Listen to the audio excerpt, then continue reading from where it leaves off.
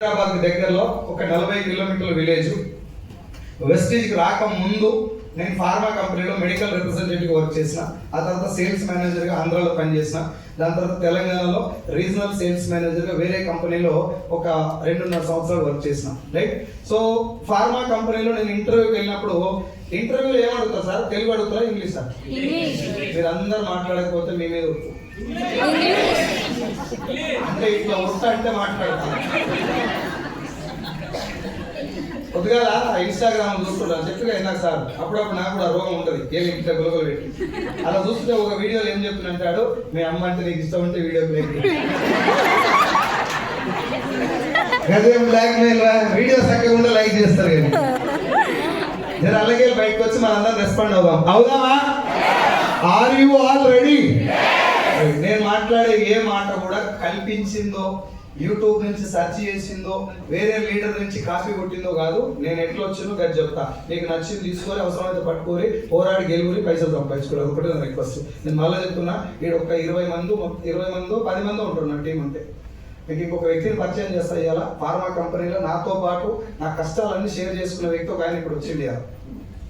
ఎన్ని సంవత్సరాల తర్వాత వచ్చిందంటే 3 ఏళ్ళ తర్వాత వచ్చేది. పరిచయం చేస్తా, మీకు ఎండింగ్ వరకు పరిచయం చేస్తా. అమ్మ నా రిక్వెస్ట్ ఏంటంటే, నేను లేడీస్కు ఎక్కువగా ఏమంటారు ఓటు వేస్తా. బాగా ఓటు దేనికి వేస్తా అంటే, లేడీస్ లైఫ్ జెంట్స్ లాగా ఉండదు. మగవాళ్ళు కొడతారు, పెద్దగా అవుతారు, వస్తుంది పెద్దగా అవుతారు, పెళ్లి చేసుకుంటారు, చచ్చిపోతారు. వినండి, చచ్చిపోతారు. పెద్దగా బాడీలో ఎలాంటి చేంజెస్ రావు. మాట్లాడరా? అందిస్తుండ్రు అప్పుడప్పుడు రావు. లేడీస్ పెద్ద మనిషి అయ్యేంత వరకు వాళ్ళ లైఫ్ అందరిలాగా ఉంటుంది, gents ladies same. But once mature అయ్యారంటే వాళ్ళు తినే తిండి మారుతుంది, తిరగాల్సినటువంటి ప్లేస్ మారుతుంది, ఉండాల్సినటువంటి విధంగా ఉండలేరు వాళ్ళు. మొత్తం ఇన్స్ట్రక్షన్ స్టార్ట్ అయితే, నువ్వు వాళ్ళతో మాట్లాడొద్దు, వాడికి వెళ్ళిపోవద్దు, వీళ్ళతో ఆడుకోవద్దు, ఇది ముట్టుకోవద్దు, వాకు వెళ్ళకపోవద్దు, చెప్తారా లేదా? వాళ్ళ మైండ్ సైకలాజికల్ కొంచెం డిస్టర్బ్ అవుతుంది. అక్కడి నుంచి మెచ్యూర్ అయిపోయిన తర్వాత మ్యారేజ్ అయితే, ప్రెగ్నెన్సీ కాకపోతే సినిమా అయిందనేది మీకు తెలుసు. అయితే కూడా మళ్ళీ 9 months ఒక కొత్త వాతావరణాన్ని కడుపులో సృష్టించాలి. వాళ్ళు తినాల్సిన తినలేరు, పడుకోవాల్సిన విధంగా పడుకోలేరు, మాట్లాడాల్సిన విధంగా మాట్లాడలేరు, నచ్చిన విధంగా ఉండలేరు. 9 నెలలు, రైట్? 9 months. నెక్స్ట్ ఇంకో ప్రెగ్నెన్సీ వస్తే ఇంకో ప్రెగ్నెన్సీ ఏమంటే మళ్ళీ అయిపోయింది, ఇంకా ప్రెగ్నెన్సీ డెలివరీ అయింది, పిల్లలు వచ్చారు కదా అనుకుంటే ఈ గ్యాప్ లో మెన్స్ట్రువల్ పీరియడ్ స్టార్ట్ అవుతుంది, మన మెనోపాజ్ స్టార్ట్ అవుతుంది, పీరియడ్స్ అయిపోవడం. అక్కడి నుంచి చచ్చిపోయినాక పేషెంట్. సో లేడీస్ వాళ్ళ సొంతంగా కలర్ఫుల్ లైఫ్ లీడ్ చేసేది బిఫోర్ మెచ్యూరిటీ వరకే. ఇంత ఖతర్నాక్ కష్టాలు అనుభవించుకుంటే కూడా పిల్లలకు కావాల్సింది ఇస్తారు, హస్బెండ్కి కావాల్సినవి సెట్ చేస్తారు, ఏ టైంకి ఆ టైంకు, అత్తమామ కావాల్సింది చూస్తారు. అవన్నీ చేసుకుంటే కూడా జాబ్ చేసే లేడీస్ ఉన్నారు, ఉందా లేదా? మాకు ఒకటేసారి 2 పనులు చెప్తే కోపం వచ్చి పడవుతుంది లోపలికి, అందుకని మీకు ఓటేస్తా అని చెప్తున్నాను నేను. ఇంకో విషయం ఏంటంటే, వెస్టీజ్లో ఎక్కువ మంది లేడీస్ సక్సెస్ అవ్వడానికి కూడా కారణం అది. లేడీస్ తలుచుకుంటే ఏమన్నా చేస్తారు. దరిద్రం ఏంటంటే తలుచుకొని పాడగా ఏమనుకుంటారు, నాతో అయితే సార్ మేము లేడీస్ కదా. లేడీస్ కాబట్టే చెప్తున్నా, 24 బొక్కలు ఒకటేసారి ఇరిగితే ఎంత నొప్పి వస్తుందో కన్న తల్లి అంత పెయిన్ భరిస్తుందట. మాకు బొక్కేది ఏళ్ళు తూడు పడితేనే గిలగిలగిల కొట్టుకున్నాడు. 24 ఎముకలు ఒకటేసారి ఇరిగితే ఎంత పెయిన్ తల్లి అది. ఆ పెయిన్ భరించిన తల్లి ఈ తొక్కలో ప్లాన్ భరించలేదా? ఈ కష్టాలు భరించలేదా? ఏ సార్లో? కాబట్టి మీరు కూడా మీ ఇంట్లో ఆడవాళ్ళకి ఎక్కువ ఇన్వాల్వ్ చేయండి బిజినెస్ లో. చాలా పవర్ఫుల్ బిజినెస్ ఇది. ఆ పవర్ఫుల్ ఎట్లా అనేది కూడా కొంచెం మాట్లాడుకుందాం. Are you all ready? నేను ఇంటర్వ్యూకి పోయినప్పుడు 6 సార్లు నన్ను ఇంటర్వ్యూ చేశారు ఇంగ్లీష్ లో. ఏమని అడిగారంటే, వాట్ ఈజ్ యువర్ నేమ్ అన్నాడు ఆయన. నేను మై నేమ్ ఈజ్ సైదులు అన్నా. What is your father name? My father name is Buchaiah. ఇట్లా 2 క్వశ్చన్లు అయిపోయినాయి. నేను ఏమనుకున్నా అంటే, నాకు ఇంగ్లీష్ రాదు,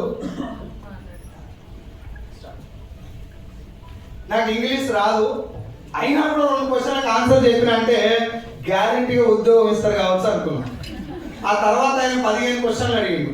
నేను టగటగటగా ఆన్సర్ చెప్పిన అన్నిటికీ. ఏమని చెప్పిన అంటే, ఇది రాదు సార్, ఇంకోటి అడుగు. ఇట్లా 15 క్వశ్చన్లు అయిపోయినాయి. అయిపోయిన తర్వాత ఆయన కుర్చీలోకి వెళ్ళి దిగి నా భుజం మీద చేసేసింది. నేను ఏమనుకున్నా అంటే, భుజం మీద చేసేసిన అంటే ఉద్యోగం ఇస్తారు కావచ్చు అనుకున్నా. స్పోకెన్ ఇంగ్లీష్లో పోయి జాయిన్ కాదు, నీతోటి కాదు ఇది అని చెప్పాడు. నేను పోయినా, ఇంటికి పోయి ఒక 10-15 నిమిషాలు నా అంతా నేను ఆలోచిస్తే, ఇప్పుడు నేను స్పోకెన్ ఇంగ్లీష్ పోయినా కూడా పీకేది ఏం లేదు. నా టాలెంట్ నాకు ఎరికే. ఆడ పోయి కూర్చున్నా నా మైండ్లో ఏమొస్తా అంటే, ఇవాళ మా భార్య పాలిస్తుంది, పొలం కాడికి 8 గంటలకు పోవాలి. అంటే మొత్తం సరస్వతి కటాక్షం లేదు నెత్తి మీద. ఇంకా చదివినా రాదని తెలుసు నాకు. నేను పోలే. మళ్ళా 10 రోజుల తర్వాత ఆయన దగ్గరికి మళ్ళా ఇంకో 10 రోజులు గ్యాప్ ఇచ్చి అట్లా 6 సార్లు ఒక పర్సన్ దగ్గరికే అదే ఇంటర్వ్యూ పోయినా. 6 సార్లు సేమ్ ఎక్స్పీరియన్స్.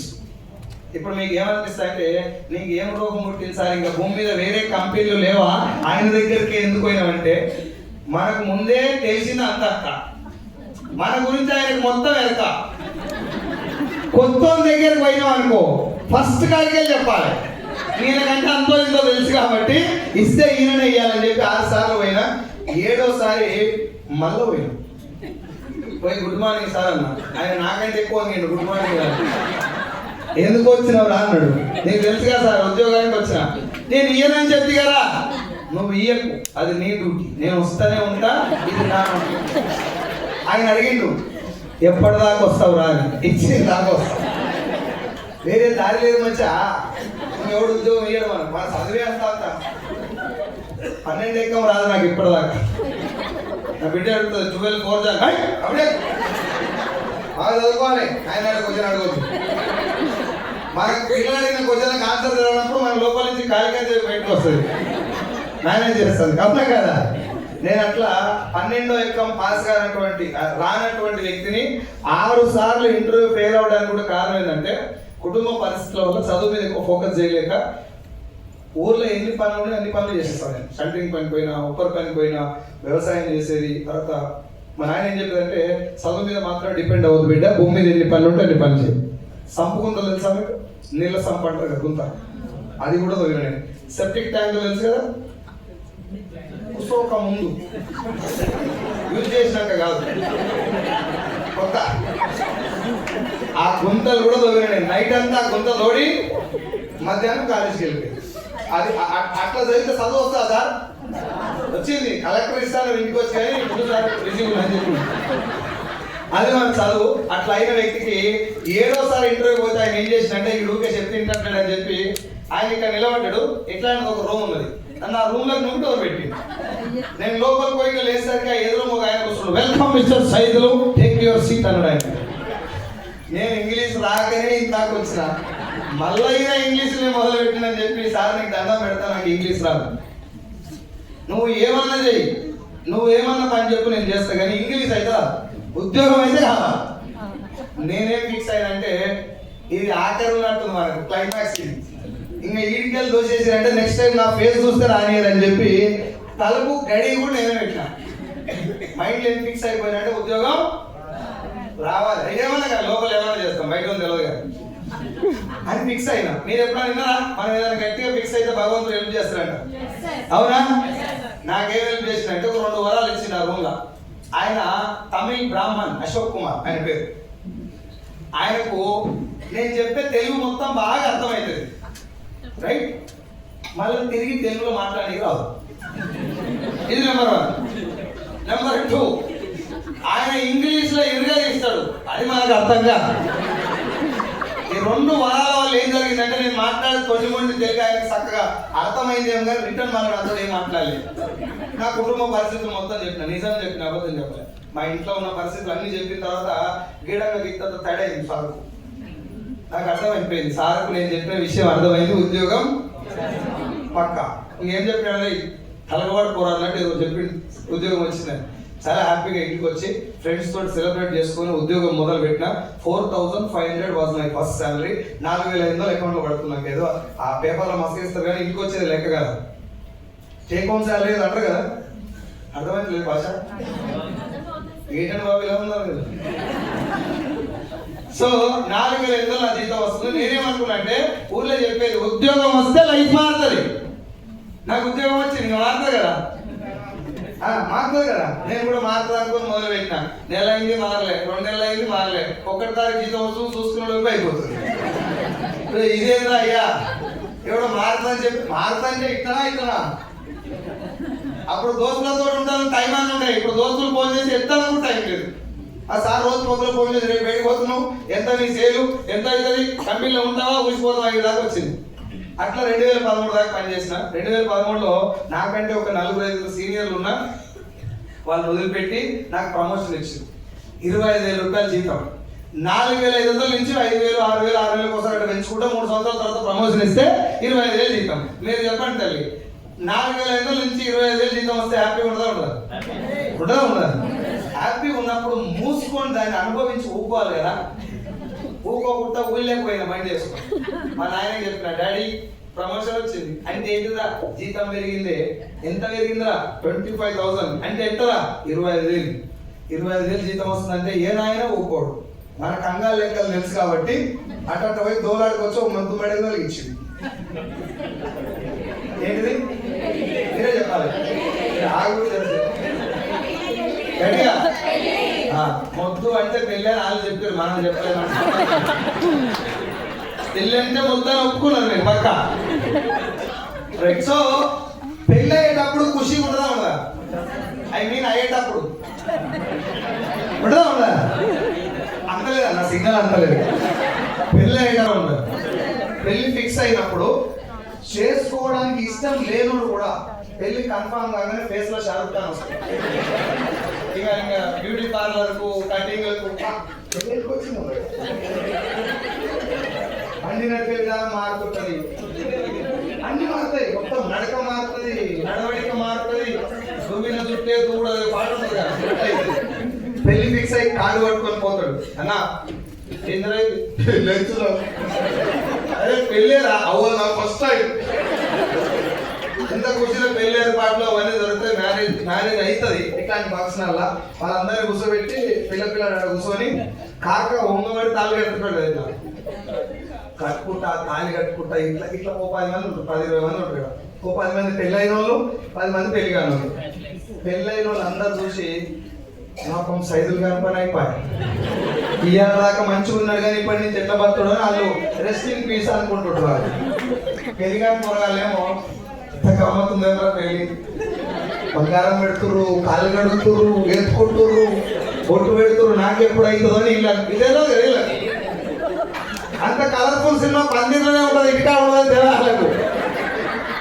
ఈడేమో ముడయ్యా లేచినవ్వా, ఓ ముడి గట్ట 3 ముళ్ళు లేచినాక కిల అవుతాడు కాక. పాప అమ్మాయి ఏమో తాళి చేతిలో పట్టుకొని దానికి 2 బిల్లలు ఉంటాయి, అత్తగారితో అమ్మగారు. ఆ 2 బిల్లలు ఇంతట్టు ఏడుస్తుంది ఆమె. ఈ నీళ్ళల్లో పడతప్పుడు ఏడుస్తుంది. వెనక ఒక జడ లేని పట్టుకుంటుంది, ఆమె కూడా ఏడుస్తుంది. పంతులు పెళ్లి కొడుకు ఇద్దరే నవ్వుతారు, మిగతా వాళ్ళు అందరూ ఏడుస్తారు.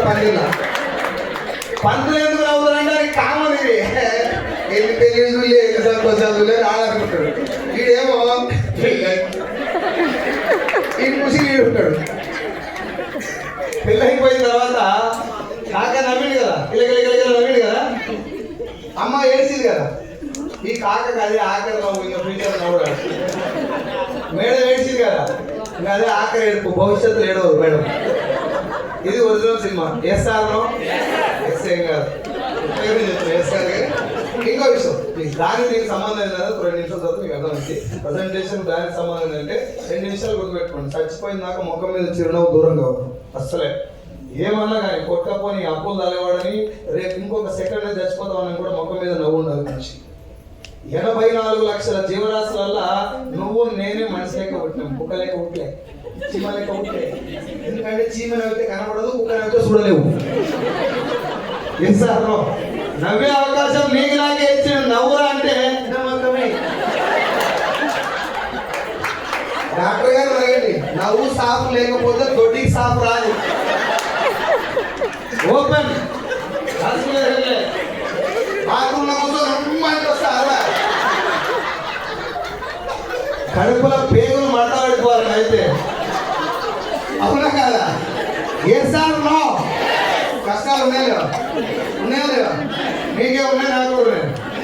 మోడీ సాబ్కు, రేవంత్ రెడ్డికి, చంద్రబాబు నాయుడుకు, దేవికి కూడా ఉంది. మ్యారేజ్ కాలేదు కాలేదు. నేను గుడికి పోయి దేవుడా నాకు ఒక మంచి అమ్మాయితో పెళ్ళి అవుతాడు చూడ ఆయన అంటాడు. నేనేమో దేవుడా ఆయన కాదు చాలు సాగు కొడుతున్నాను నేను మొత్తం. దేవుడు కూడా కష్టాలు ఉన్నాయి లేవా?